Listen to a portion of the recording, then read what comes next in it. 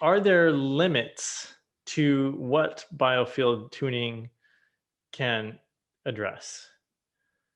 Sure. Well, I think that we haven't necessarily had the opportunity to really clarify for your listeners exactly what biofield tuning is, right?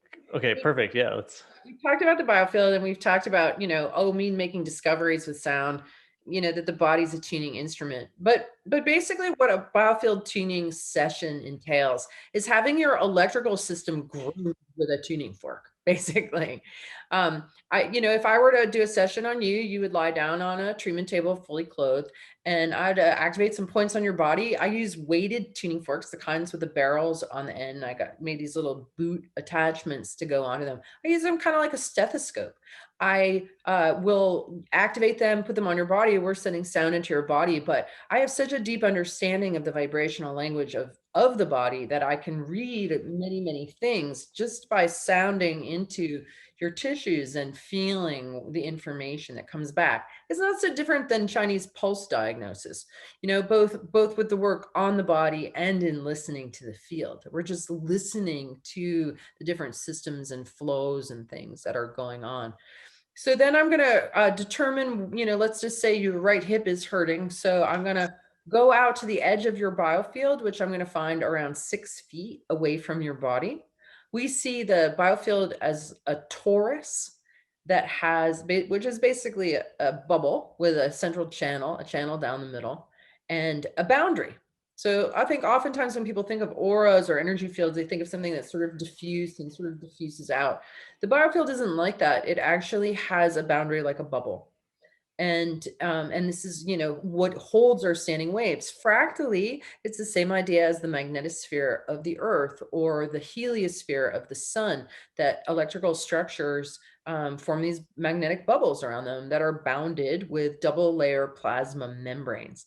And so our human biofield is no different. And it's this boundary, just like the Earth's ionosphere traps radio waves and traps the Schumann resonance, our own boundary of our biofield creates the standing waves in our field. So I'll start at the edge of your field about 6 feet away. That's going to give me the information of gestation and then birth. And then it's like dropping a needle on an album and reading the vibrational record of your life. As I move through your field, the fork is going to change in pitch and volume and timbre and the sound that it's making. And I'm also going to have the experience of encountering resistance, which is a very odd phenomenon when you're moving a tuning fork slowly through space to actually all of a sudden feel like you are electromagnetically stopped Hmm. in a certain zone. We get stopped in memories that were chaotic, that were traumatic, where you had inputs and experiences that made the needle that's recording the whole record of your life experience go all over the place. And very often in a traumatic situation, we hold our breath, we contract.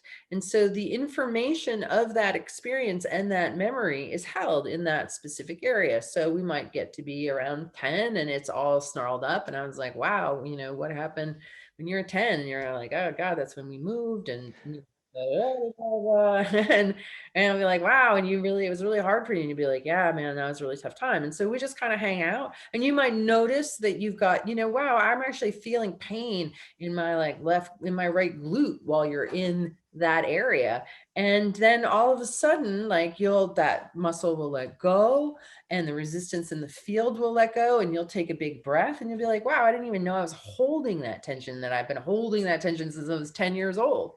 And now I just let it go. And now all of a sudden there's breath and energy and movement in this part of me that there just wasn't. And so I will go sort of systematically through your field, finding every place where there's resistance, where there's stuckness, where there's tension in the body. We'll just bring awareness to it. The body will use the sound to open up space. It's not so different than lithotripsy, where they use sound to break up kidney stones. You Hmm. have a kidney stone, you have a wavefront comes in and hits that kidney stone, and it breaks it into smaller pieces. It opens up space between the molecules, which allows you to pass the kidney stone. It's the same principle. The sound is opening up space in the magnetic field, opening up space in the physical body, which then allows flow to take place, right? Health is a state of flow. So the more biofield tuning you receive, the more of these subconscious blockages that are creating tension and lack of flow in your body, which then leads to inflammation. And inflammation is precursor to disease, right? But that's all happening in the body's electrical system. So we can access the electrical system through the magnetic field. Magnetic fields guide electric currents. Tuning forks produce a small electromagnetic charge, which makes them act like a magnet. So we manipulate and modulate the magnetic field, which then changes the way electric current is flowing through the body. It's really simple. I mean, basically, a body that is relaxed and breathing is going to take care of itself. It's fundamentally it's tension and lack of breath that creates the whole cascade that leads to disease. It's really that simple. And so this process is really just one of systematically getting you to relax. The one of the key points there for me was learning the tuning forks create a magnet, and then you can sort of use that um, to move energy. Do actual magnets? Have you ever tried with magnets? Does that work?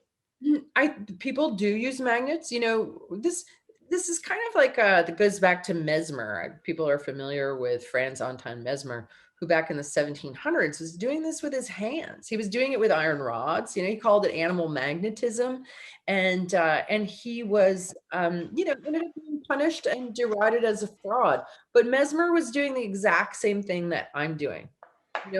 Finding blocks in the magnetic field and figuring out different ways to get them to move. The body would then like have a healing crisis, and as it would expel what had been held in the blueprint is no longer in the blueprint. Therefore, the body goes, wow, we don't need this in the cells anymore because it's not in the blueprint, and it kind of kicks everything out into circulation, and you have to deal with this. You have a healing crisis. But, and like what I said earlier when we were off air was no different than shamans beating drums or shaking rattles around the body. It's manipulating the magnetic field in order to shift the way that electricity, the story, is happening in the body and in the mind. People get stuck in patterns of dysfunction. They can be just set back in emotion. You're like, it's just waves in space, dude. You don't need to be attached to it. Like, let's go into